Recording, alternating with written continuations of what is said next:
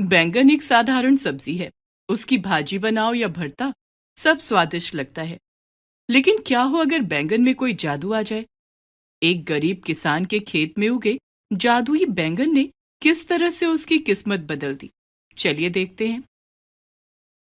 करतारपुर गांव में बिज्जू अपने परिवार के साथ रहता था।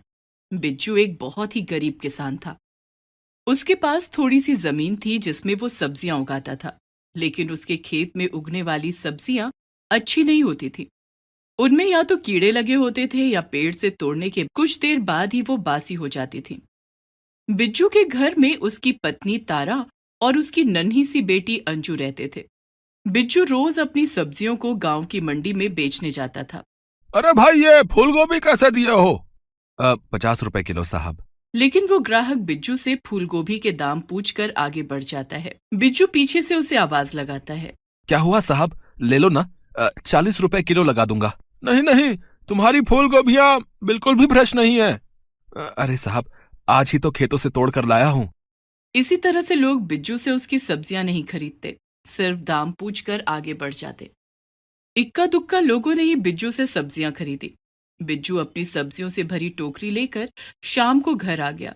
उसकी टोकरी देखकर उसकी पत्नी तारा ने उससे कहा, क्या आज भी सब्जियां नहीं बिकी? इस तरह से तो हम हमेशा गरीबी और तंगहाली में ही दिन गुजारेंगे। हमारी अंजू भी कभी स्कूल का मुंह नहीं देख पाएगी। खाने के लाले पड़े रहेंगे। क्या हम कोई ऐसा काम नहीं कर सकते जिससे हमारी अच्छी कमाई हो जाए? कोई भी अच्छा काम करने के लिए अच्छे पैसे भी तो होने चाहिए। हमारे पास तो खाने के लिए ही पैसा नहीं है, तो हम अच्छा काम कैसे करेंगे? रात को खाना खाकर पूरा परिवार सो गया। आधी रात में बहुत तेज बारिश होने लगी। बारिश की आवाज सुनकर बिज्जू और तारा की नींद खुल गई। अभी तो बारिश का मौसम भी नहीं है, फिर अभी इतनी तेज बारिश कैसे हो रही है? इंद्रदेव की जो मर्जी, वो जब चाहे बारिश करवा सकते हैं।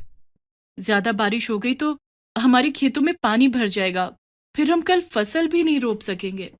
हम कर भी क्या सकते हैं? बारिश रोकना तो हमारे बस में नहीं है। तुम सो जाओ। बिज्जू और तारा बातें करके फिर से सो जाते हैं। सुबह जब दोनों की आंख खुली तो मौसम बिल्कुल साफ हो चुका था और सूरज की रोशनी सीधे बिज्जू के खेत पर पड़ रही थी। बिज्जू ने देखा कि पूरे खेत में छोटे छोटे पौधे उगाए थे। तभी वहां तारा भी आ गई।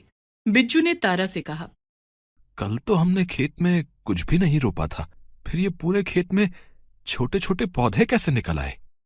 ना जाने किस चीज के पौधे हैं। मैं तो इस इंतजार में कि आज खेत में मटर के बीजों की रोपनी करूंगी।